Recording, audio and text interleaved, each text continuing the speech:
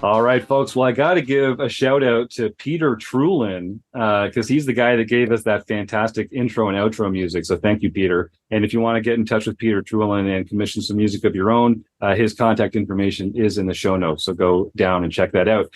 Because when you hear that tune, you know you're in for a treat. It's another week of the RecPoker podcast. I'm your host, Jim Reid, Bluffsterini in the home game and at RecPoker Jim on the hellscape we call Twitter. And I have the best freaking job in the world, talking poker with my friends here on the Strategy Forums edition of the podcast every Monday night while we steal each other's chips in the free nightly home game. Now, I have to mention we're brought to you by Running Aces, the official sponsor of the RecPoker podcast. They're located less than an hour north of the Twin Cities in the beautiful state of Minnesota. You can find out more about them at runaces.com.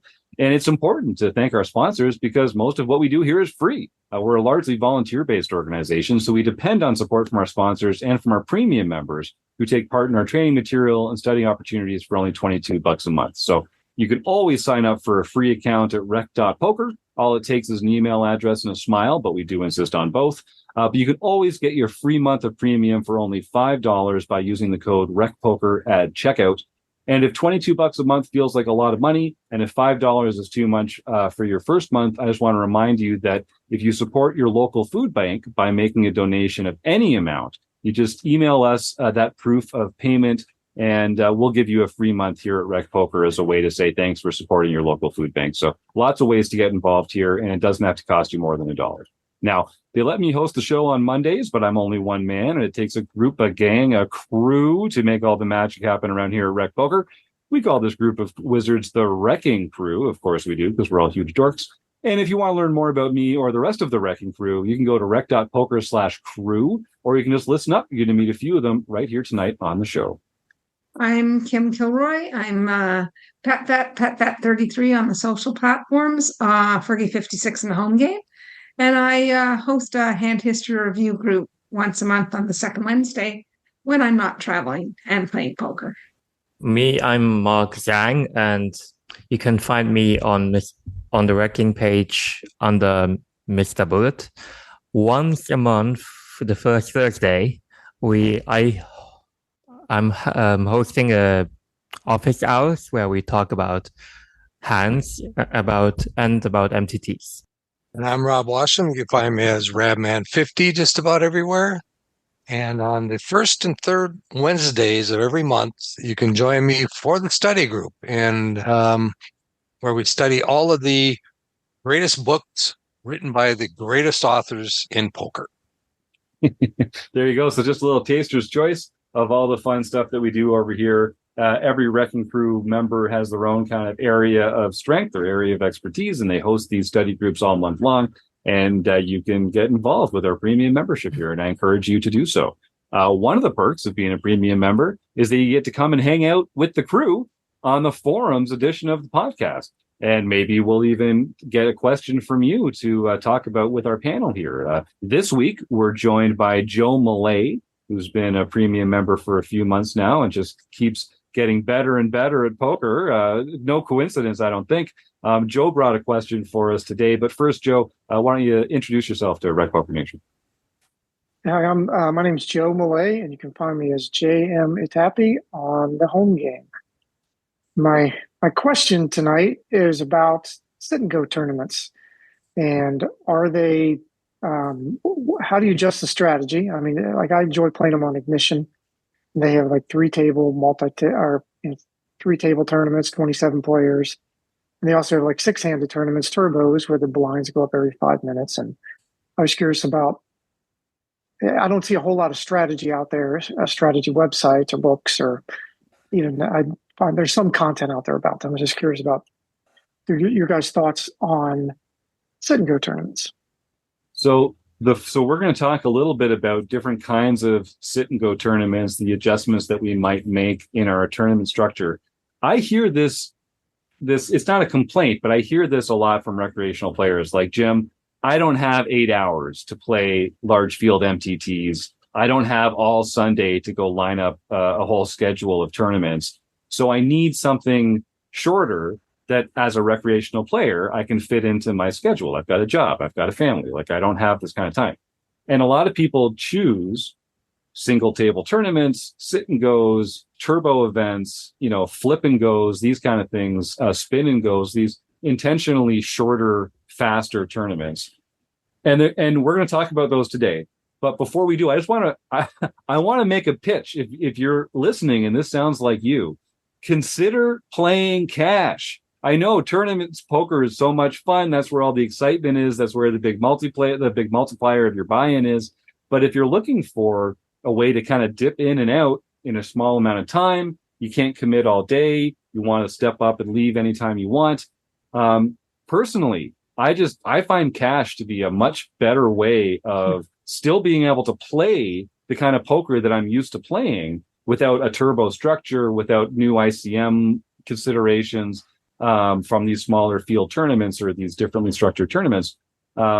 It's true that it's slightly different game, cash versus tournaments, but you're also already talking about how are you going to adjust to these different formats. So we're not going to talk about the differences between tournament and cash play in this episode, but if you're a recreational player and you're having a hard time committing to like a large field MTT tournament schedule, consider cash. There's a lot of upsides to diversifying the way that you play poker a little bit, and cash can be a really good complement to large field MTT play. Now, that being said, so Joe, you're talking about sit and goes or small field tournaments. Some of these are one table, some of them are two or even three tables. The idea is you have a fixed number of entrants.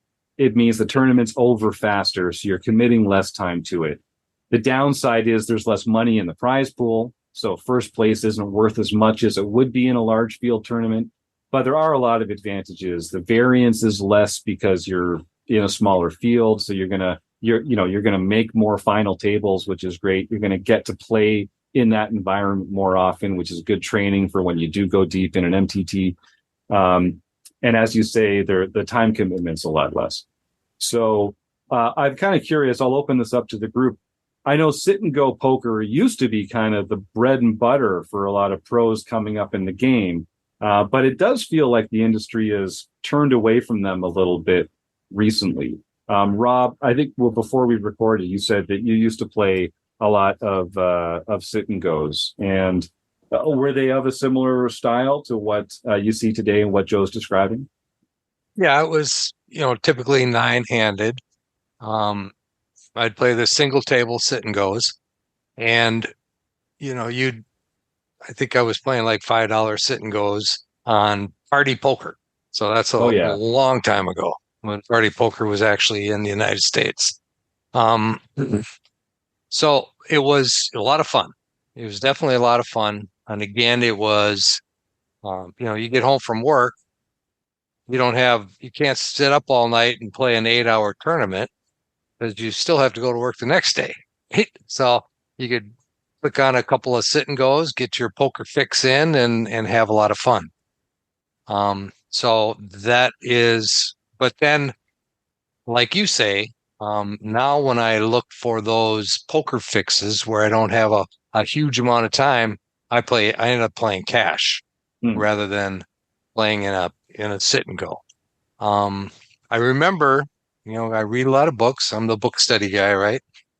So I remember reading Darrow Carney was talking about in his book Endgame Poker Strategy that he developed a very good sense for ICM poker from playing sit and goes.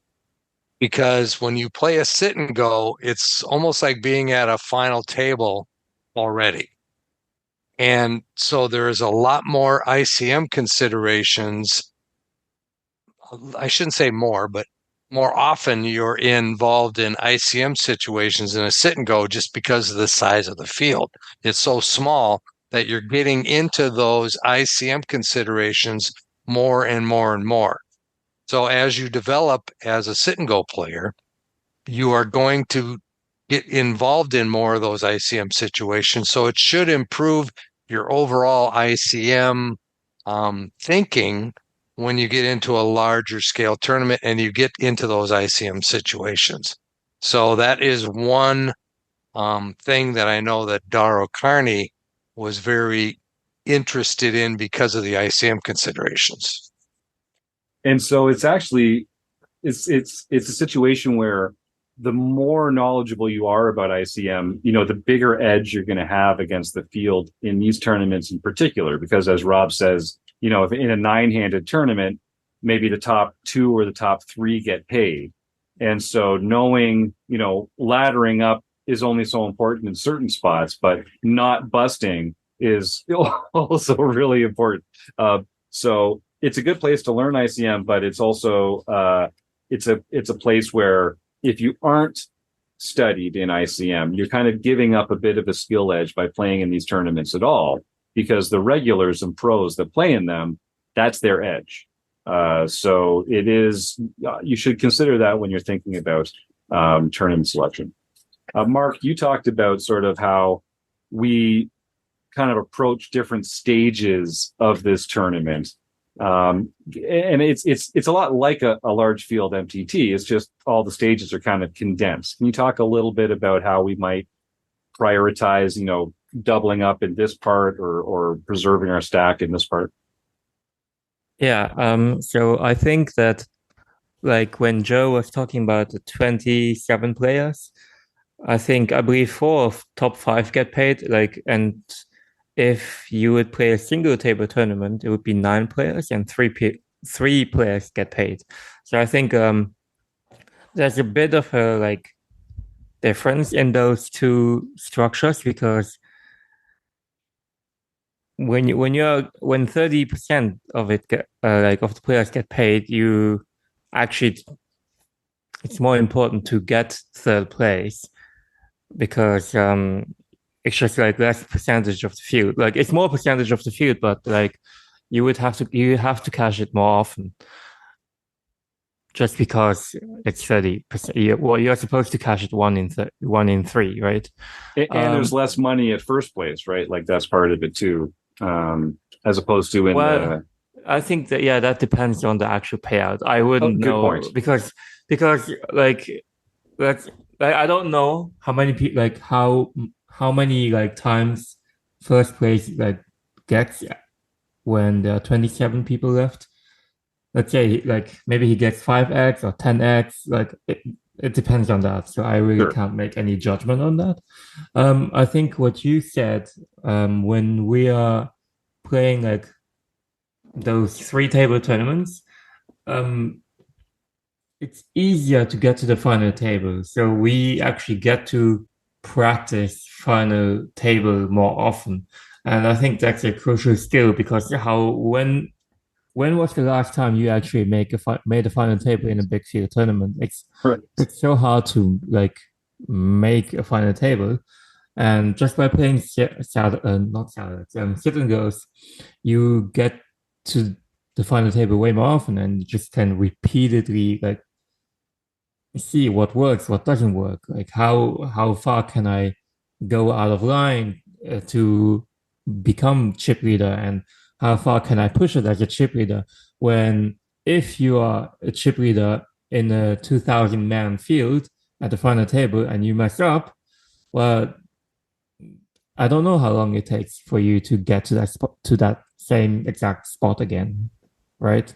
So I think that's just playing a lot. Also, the difference also is you can just play so many, because if you bust out, you can re-enter it again. Yeah, I like that. And also, sorry, Mark, please continue. Now, just a really tiny small thing is, I think the small blind is really important on how to play that, because it depends on if the first blind level structures have an ante or not, because some of them, they don't have an ante. And then you would have to play different ranges. You can't play as many hands, where if there is an ante, you try to actually win a percentage of that ante against the big blind as often as possible. So that changes up a bit of the strategy too. I like that. Yeah, I hadn't thought about that. And when Mark talks about sort of getting more practiced at making final tables, there's this weird phase of all multi-table tournaments as you get down to the last two tables. You've got 18 players, you've got 9 on each table, then you're down to 16 players, you've got 8 on each table, now you're down to 14, you've got 7 on each table. And as you get down closer and closer to the final table, you actually end up playing quite shorthanded at these other two tables. And so it's a weird spot that this whole day in the tournament, you've been playing nine-handed. Now all of a sudden, on the cusp of making the final table, you're playing shorthanded. The blinds are coming by, 50% more frequently than they were before. And you have to play, you feel like you have to play more hands. You don't get to be as selective, and like there is no early position anymore. And then boom, you make the final table, and now you're back to 9-handed or even 10-handed, depending on how they do some of these final tables. So there is this weird dynamic as a player that can kind of mess with your flow a little bit. And being out, as Mark says, you don't know when you're going to next be in that position. And so the more times you can kind of put yourself through this simulation of this experience of this journey to the final table, the more comfortable, the more experienced you'll be when it happens, for real. Like, you know what I mean by that. But of course, these are for real too. But so that value, that can be extremely valuable. Any other thoughts? We're going to talk about a few other things, but yeah, Mark, jump in. Like what you said is, I think, really important for recreational players. I remember like 2 years ago, I was playing an 8-handed, like 600 or 800, I don't remember. And I busted, we were 7-handed, and I busted 2 people. So we were like 5 or 4-handed. And after 2 hands, like there was a woman at our table. She was like, "Whoa, we are short." You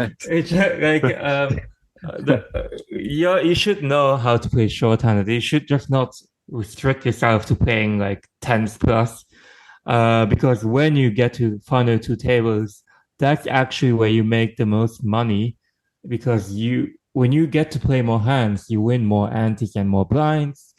That gives you that position when you're at the final table to be one of the chip leaders. Because when you're actually going to 9-handed, there's not that much that you can do against early position, because it's a tight range.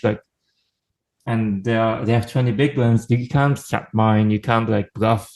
So just playing final 2 tables and getting that chip lead when you're short-handed is super important. Like it will define your tournament life. Yeah, that's a great point. So we'll talk a little bit about other tournament variants and like turbo structures and that kind of stuff. But does anyone else want to weigh in anything specifically about how to approach these, 18 or 27 player tournaments?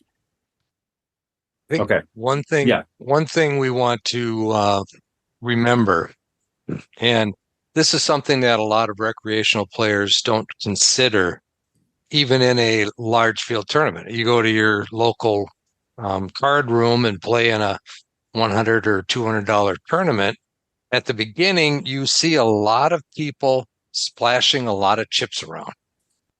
And that is not necessarily the way to go in these types of tournaments, and especially in a sit and go. Tight is right at the beginning of a tournament. And it's amazing how fast your chip stack can dwindle if you're continually limping out of position just so you could see a flop and maybe make a hand. And that goes the same for a large tournament, a 100-player tournament, as it does for a 9-player tournament.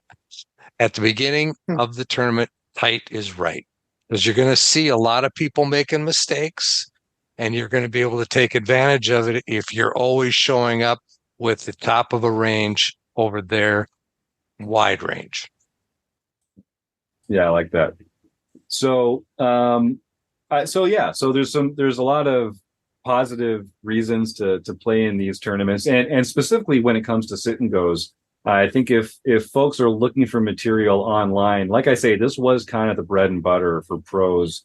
Like 20 years ago, like before we got really into the large field MTTs online, sit and goes were sort of where a lot of players cut their teeth and made their bank rolls. Because, like I say, it's not a huge payout to make first place, but the variance is lower, the time commitment is lower. People can multi-table them because they're all the same structure. So it was an easy way for players to get a lot of screens up and to lower their variance and still have a win rate. But again, like a lot of that stuff still applies to cash as well. So I'll just put one more shout out for cash there. So yes, you can probably find some information from sort of like in poker generations, from like a generation ago, from when people were cutting their teeth on it. There was also, like, when I was building my bankroll, I played kind of a similar structure. I played a lot of one table tournaments that were called double or nothing tournaments. And they were set up in such a way where everyone bought in for $10 and it was 10 handed. And the 5 players that survived each got double their money and everyone else got nothing. So it was kind of a weird structure because, similar to a satellite, it doesn't benefit you to have all the chips in play. Everyone in the top 5 makes exactly the same amount of money. So if you can make 5th place, that's just as valuable for you as making first place. So that has its own kind of perverse incentives that are not typical for a standard MTT or a standard poker tournament. I know in that case, they ended up changing it so that you would win your buy-in back by making it to the top 5. And then the other half of your winnings would be distributed amongst players according to their chip counts. So the players that had more chips would actually make more than double their money. And the players that had fewer chips might make a little less than double their money, which was a way that they just incentivized players to kind of continue to play hands and to not just sit out to make the money like you would in a satellite. So sort of like turning it into some of these landmark or milestone satellite formats that you see today. In that time, now you can play triple or nothing tournaments. You can play, like you say, multi-table sit and goes. You can play a spin and goes, which are very popular over the last few years, where it's basically just 3 players, a hyper turbo format, and the prize pool is unknown until the game starts. And then it has a variable. It's a randomizer to see if your prize is going to be twice your buy-in or up to 100 times your buy-in. And those are very rare, but it's like a little gambly lottery element to these spin and go tournaments. And they have a whole other strategic adjustment to make towards those. So I guess one thing I'm getting at, Joe, is that a lot of these specific variants, there are ways to adjust your play to their structure. And the players that are most experienced in those variants are going to have like an experience edge, a structure edge, that newer players aren't going to have. So I don't know, what other kind of sit and go stuff, Rob, Kim, Mark, are there other kind of varieties of these? And then we'll talk a little bit about turbo tournaments and how we might adjust our play when the clock's ticking and we can't just sit around and wait to make hands. I guess I'll ask this, Mark, is there much of a difference in how you approach a 6 max tournament versus like a 9-handed tournament, as an example? Well, not really, because you just play your position. Like when you're 6-handed, you're button cut off hijack, right? Mm-hmm. Yeah, so you just play hijack range instead of under the gun range. Yeah, I don't think there's much difference. It's just like getting used to like playing lots of hands, lots of 3-bet pots, like.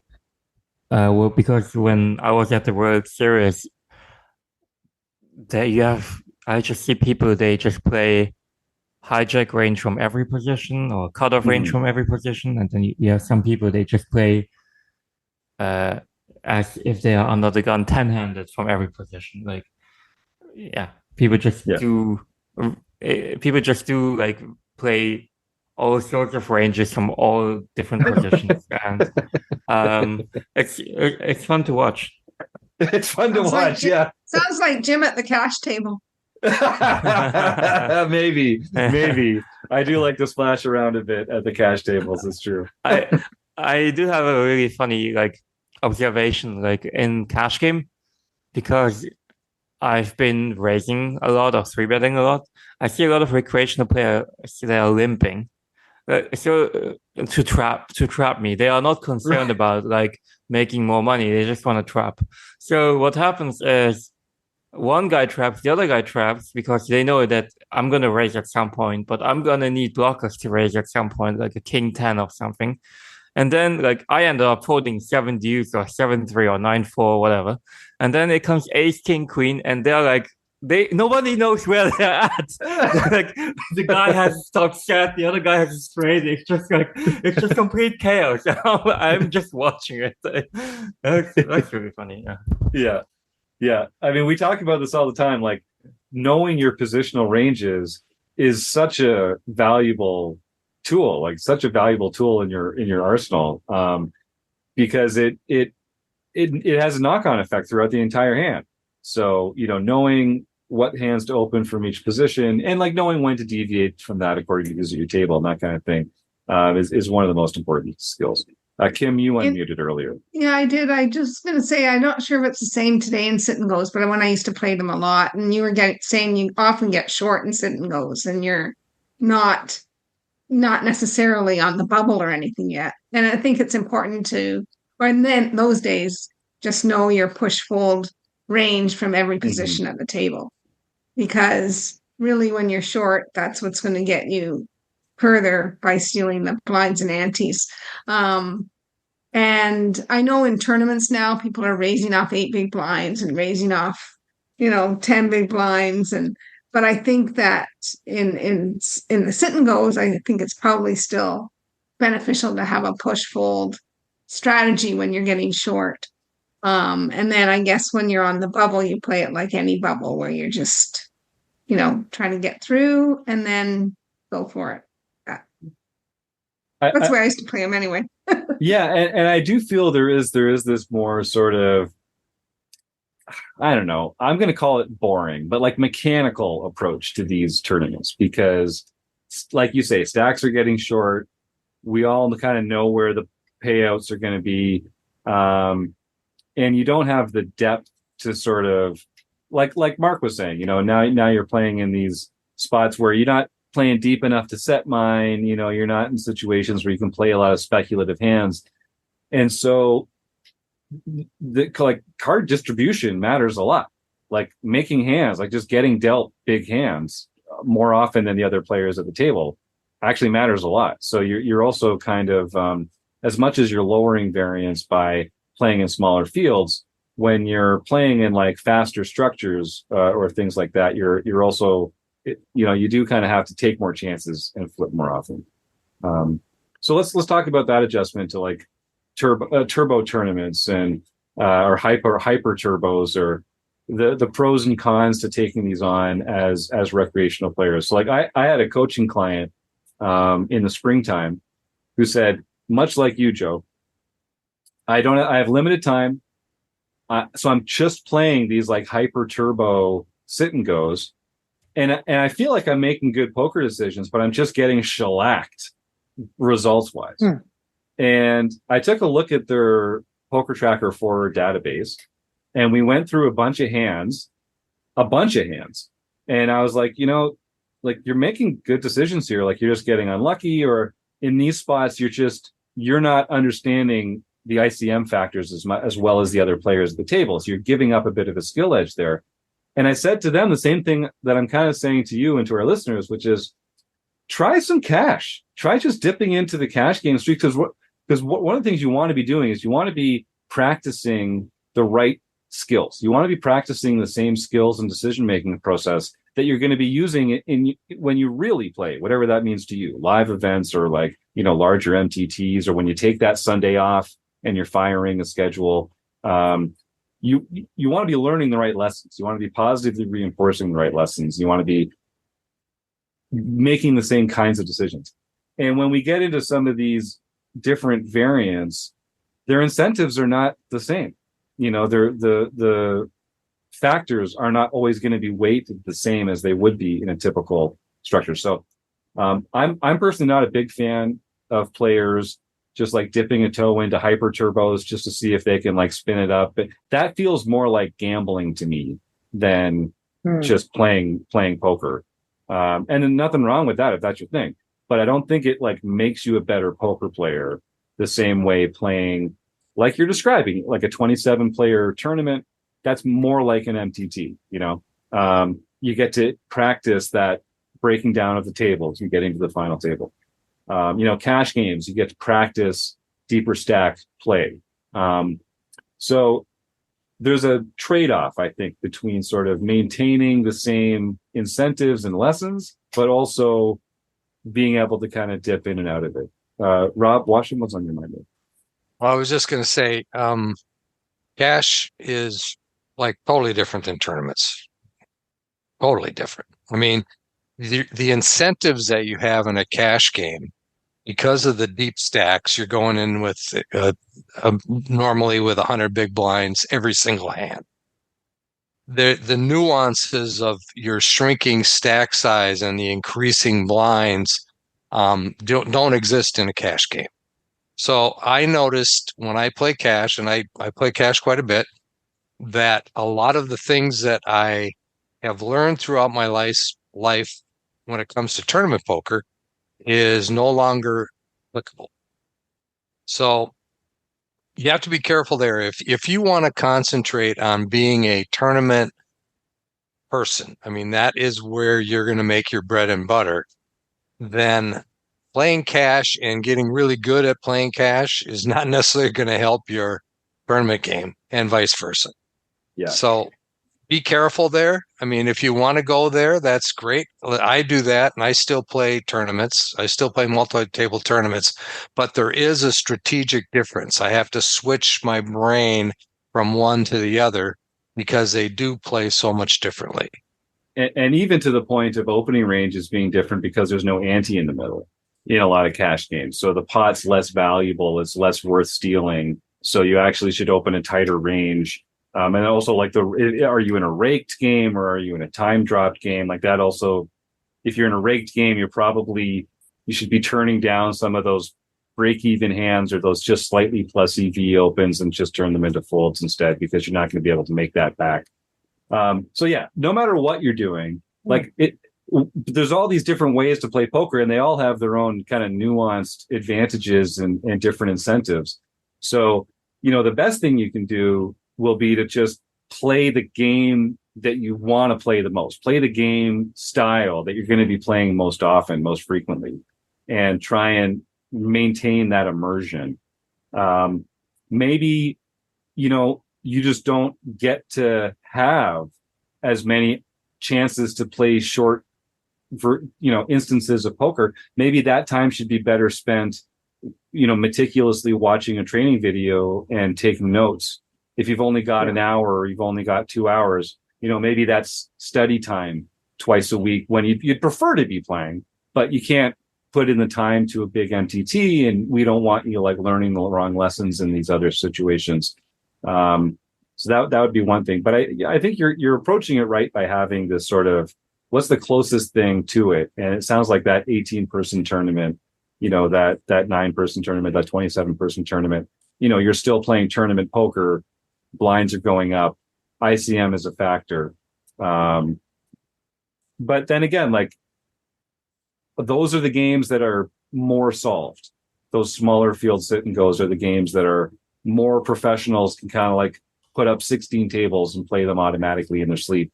The bots are easier, with fewer variables. It's going to be easier to have a bot perform well in those games, that kind of thing. So there's a lot of trade-offs. let's wrap this up by talking a bit about how we might adjust to turbos or hyper turbos specifically. So, like one of the nice things about full ring tables with generous structures is that you get to kind of wait for hands more than playing shorthanded or faster structures. You're just not going to see as many hands in a turbo as you are in other longer levels before you get short stacked and have to shove. So I'll open this up. Mark, Kim, Rob, do you find that if you're playing faster structures, does that mean that you have to play more hands from a value point of view, like worse hands than you would normally play? Or do you just have to take more flips and like play them faster? Or is it neither of those things and something else completely? What are some of the ways we might adjust our typical play to playing in a faster structure? Kim, you unmuted there. What's on your mind? I just think that you need to take more marginal spots. Mm-hmm. Whereas if you have lots of time in a tournament, you can, and it's for a big amount of your chip stack or all of your chip stack, you can just say, well, maybe I'm going to pass here and I'll take a better spot down the road. But I think you have to take these marginal spots like flips and whatever that and push with when you have draws and things that you might not, that deeper stacks or longer levels or whatever.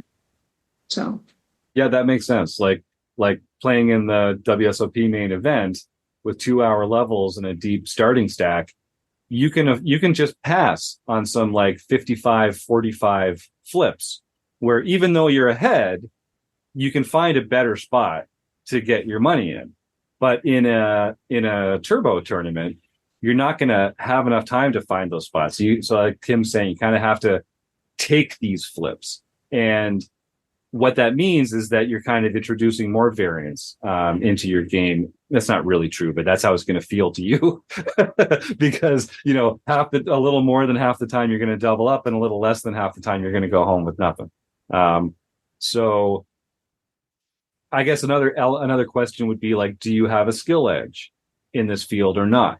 That's another thing that we talk about a lot. Like if you have a skill edge against the field, maybe you do pass on some of these 55-45 spots because you'll be able to invest in better spots later post-flop.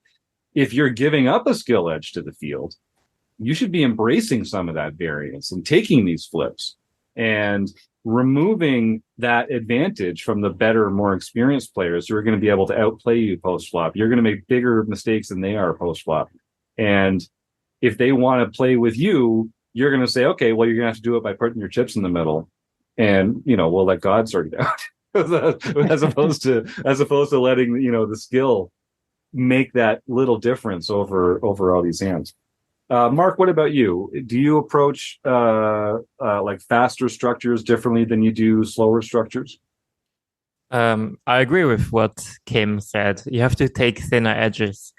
And if you don't know proper push and call of charts in those turbo tournaments, you might as well throw money out of the window. Like you have no chance of winning. And to what you said about like the difference between like better structured tournaments and if you are the better player, you should pass up on some spots. That's all I try to avoid. Like I'm really just trying to avoid, like when I play like WSOP tournaments, like 1 hour levels, I'm not going to flip with you. Like I'm just trying to play as many streets with recreationals as often as possible. Like I'm not going to call light you're all in because like, why should I? Like you're making so many mistakes on turn and rivers, right? Yes. Where like if you would know that that's my strategy, you would just ship it on me every time, right? Yeah.